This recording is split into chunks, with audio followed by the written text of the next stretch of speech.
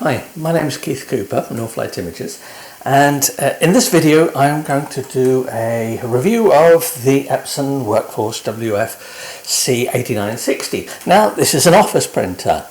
If you know my work, you'll know I don't do office printers. I do fine art printers, photo printers, things like that. Why am I looking at this? Well, it turns out it's a pigment ink based printer. Now, it only has the 4 inks, but they are pigment inks and they are capable, with profiling, as I'll mention in a bit, of producing some quite reasonable looking output.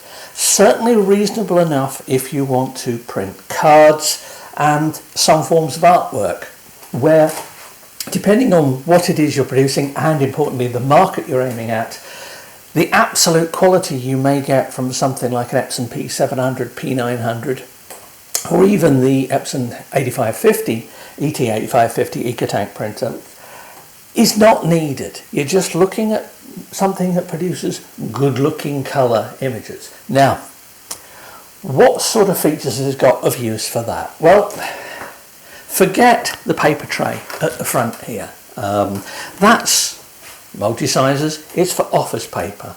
Don't think of putting double-sided card through it for printing cards. It won't work.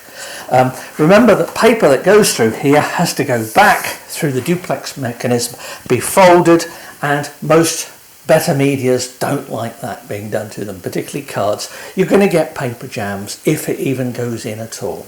Now, the basics of the printer: it has an Ethernet interface, it has a high-speed USB interface, although I'm actually just using it on wireless and it works perfectly fine for that. The paper feed I'm using is this one at the back here, which pulls up. There's a tray. You can set different widths, you set the paper, and it appears on the screen here. Set the paper type, set the paper size, and away you go. Lots of functions on here. It's easy to set up. I've looked at setting up the printer. There's a short video about it. The ink cartridges are fairly big. And here we go. There are 4 of them. They're a fair old size. If I just push like that and it'll come out, they're quite big. Now, the starter cartridges on this did run out partway during testing. They're not high capacity cartridges that you start with, but you will get 50, 60 prints, art prints, colour prints, before you need to change things. Now, the cartridges just go back, and there is a larger black, I believe, on this, but that just clicks in that. The print head is in there, and I can just shut it and it will do its stuff that printers do when you change cartridges. It'll recognise it as an original cart, so we're okay. The inks are Epson Durabright. That means they're not waterproof, but on some media they will give a degree of water resistance. I'm always wary about the term water resistance, since nobody ever defines it anywhere, so you've no idea. So this is one of those things you're going to have to experiment with. But I'm going to suggest that if you're planning on making pictures and you want them to be water resistant, you may well need to look at specialist inks and substrates for it. This is designed for printing mainly on paper-based materials. That it does very well. As I say, the 4 inks Durabright, they don't have quite the colour gamut that you would get of the ink sets, typically something like the Epson P700, P900, which has lots of pigment inks. It doesn't give quite the gamut of the dye-based printers either, but where it does give good colour, it gives a good solid colour. There are essentially 2 quality settings you can use when you're printing. The higher quality setting does make a bit of a difference if you're printing fine photos in terms of the detail on it. It's half the speed of the fast printing.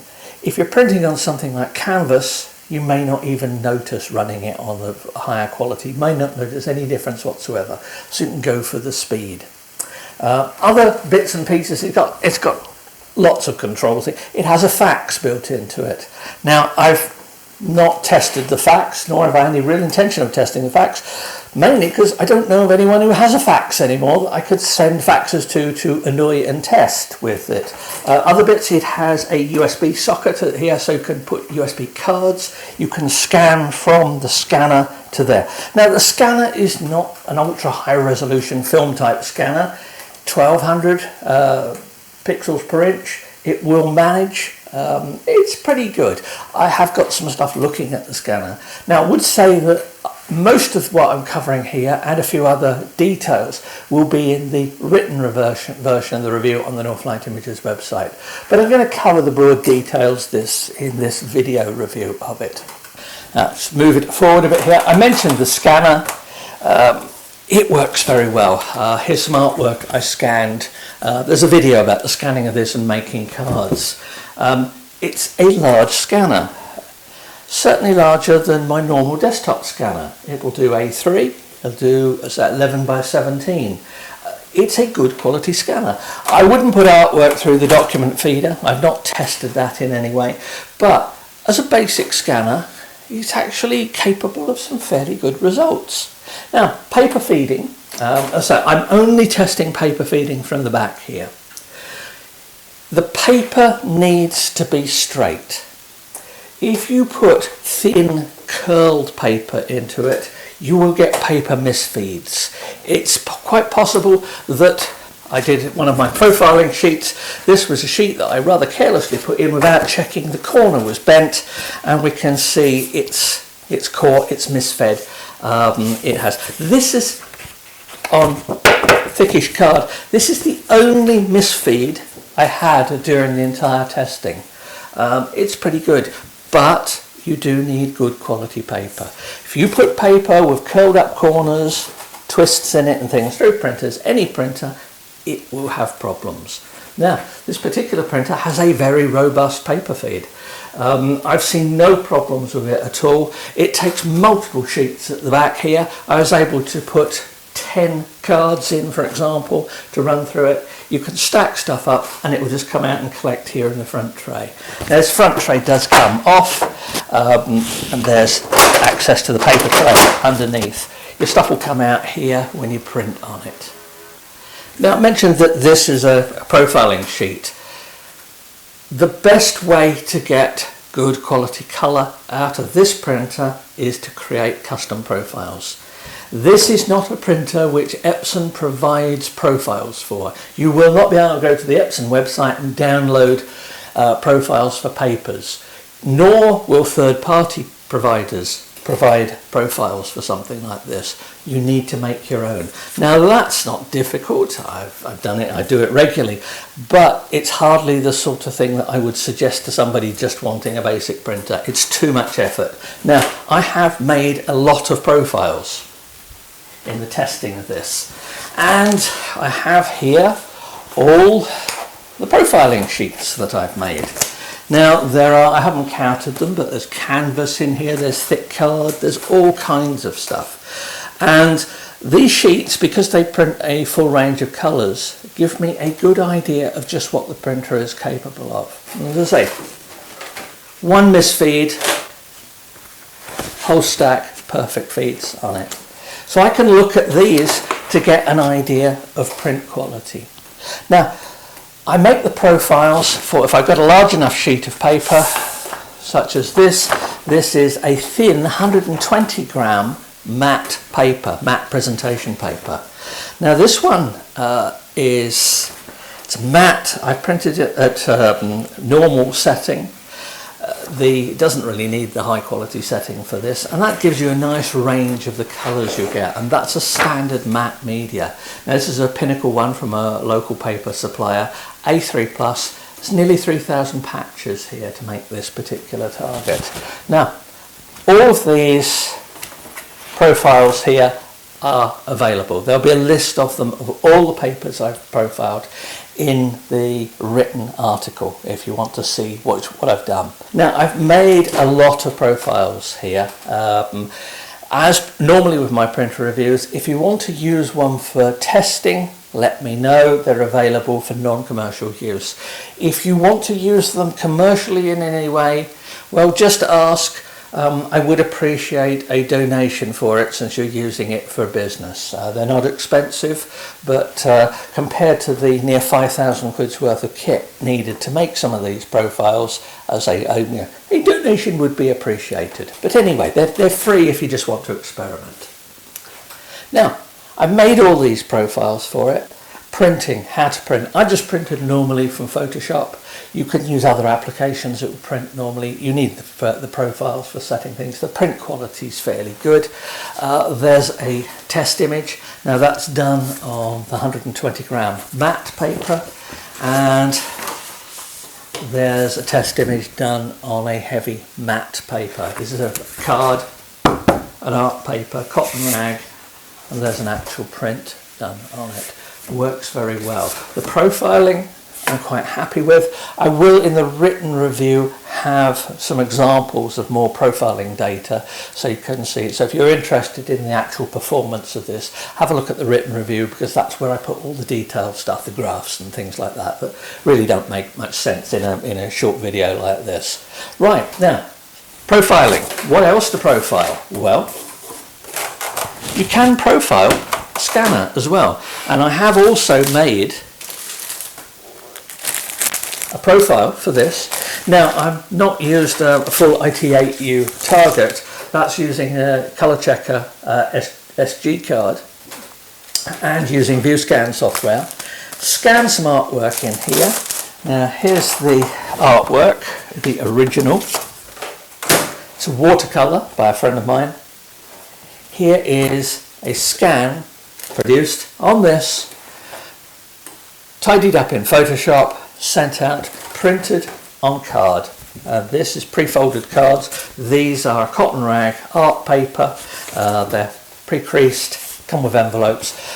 These are ones for, I think this is a 310 gram cotton rag paper. Worked absolutely flawlessly through the back, and as you can see, pretty good reproduction of that. And they look pretty good for that. Now, would I pick this as a professional level scanner? I'm not sure. It depends entirely on what level I'm working at. How much am I selling my prints from this for? You know, it gives an idea of your market to know what you want to do. If you want to aim at the high end, then you have to spend high end to get results. You wouldn't probably be using a printer like this. But certainly if you're putting cards on Etsy and the likes, then this is something to consider. I know a lot of people would never even consider this. The reason I'm looking at this particular printer is that I had a word with Epson. I said, I've looked at all these printers recently, P700, P900, 8550. What about if I want to do a higher volume of prints? What about if I want to sort of stack cards at the back of the printer and do it? You can't do that with those. You have to watch them. Now, this particular printer, I could just stack stuff up, run off a dozen prints, no problem at all. They'd come out here. If you're producing higher volumes of work, you have to consider things like that. And I say, it's why I looked at this. It is not a fine art printer in any way, but I thought, yeah, it might well be interesting to have a look at. Now, so I've got the scanner profile for this as well. So if you're curious, I can happily supply the scanner profile. ViewScan software is excellent with this. It's not expensive. Superb software, works with almost any scanner. Even the Epson scan software will work okay with this. It's not too bad. It's certainly worth doing. So I've got all these various things. What else could you print on? Well, canvas. There we go. There's a canvas print. Well, actually several canvas prints. One done for a gallery wrap and one with some slightly stronger colours. Now the blues work very well on this. Some of the stronger colours may have some difficulties. This is a matte canvas, a 380 gram matte canvas, and this was just stacked in the back there. Now if you're stacking stuff, you may need to put a sheet of cardboard behind it just to make sure things feed straight if they're sort of floppy like this, or curl paper. So there we go, that's canvas. That print's just fine. You want long prints? Well, cut a length of paper from a roll, and there is a panoramic print on 13-inch width paper, printed from Photoshop. Will handle up to 1.2 metre in length. So if you want for that, so just pop that one. So there we go, that's canvas, that's rolls. Cards, well, all of this are different sizes of card. I've got a matte 300 gram, that's postcards. There we go, there's some postcards printed. You can stack loads of these. Note the border though, you can't do borderless printing on this. Supports a lot of papers, supports custom sizes, but doesn't let you do borderless. That's not necessarily a bad thing, because borderless messes up the inside of printers, a treat if you try and do it a lot. So I've got this mat 300, I've got a double-sided mat. Print it, take it out, make sure it's dry, feed it through again. Don't be tempted to use the duplexer. Maybe on very thin photo paper, but why are you printing double-sided on thin photo paper? Be very careful with using it. I've got lots. There's a photo glossy here, matte, a semi-gloss, got lots of them. These are all from my local supplier, Paper Spectrum, here in Leicester. I say lots of other people do supply these, but I know the guy that runs this place, and he's my go-to paper expert. So if you're in the UK and you're having difficulty finding a particular type of paper, I always suggest give Chris at Paper Spectrum a ring. When I get samples of paper sent from whoever they may come from, he's always the person I ask, what do you think, what's this paper? More to the point, he'll tell me probably who originally made it, because remember, very few people make their own papers, so there's relatively few paper mills and specialist coaters. So my papers that I mention here are available here in the UK. You will probably find similar papers elsewhere. But if you're trying these, the profiles with these, then it's actually, although I always say profile per paper and that you can't mix them up, you can experiment. It's close enough that it won't make that much of a difference. So lots of paper types. I've done test prints on all kinds of papers. If you do test prints, do remember to write on the back of them what settings you use, because you'll never remember once you get huge great piles of papers like this. Dark browns, always a tricky thing for limited ink sets. Black and white on this, even with my profiles, is very hit and miss. This is not a printer for black and white, unless it's text documents, but black and white, you can get black and white prints, but if you try using, for example, not using a profile and just printing them, as a colour image, then, and that this is a test image printed with that, you can easily find a distinct purplish tinge. Now if I take that to daylight, that colour may change a little bit, not that much, because these are pigment inks after all, but I find a distinct magenta tinge to black and white out of the box, as it were, with this. You need to profile it to get better results. It's not something I would choose for displaying black and white. Black and white cards, yeah, they look okay, they don't look too bad. Black and white photo prints, I'd be less happy with. So anyway, what do I think of it? Well, for an office printer, it's amazingly capable. It is huge. It weighs 45 kilos, takes 2 people to move it. If you have the print volume for it, consider it as an option for producing your artwork. It's not an option for fine art prints to put in an exhibition, but for actually bulk production of good looking images, I think it's pretty good. But anyway, if you've got any questions, please do ask. I have this here for a little while longer.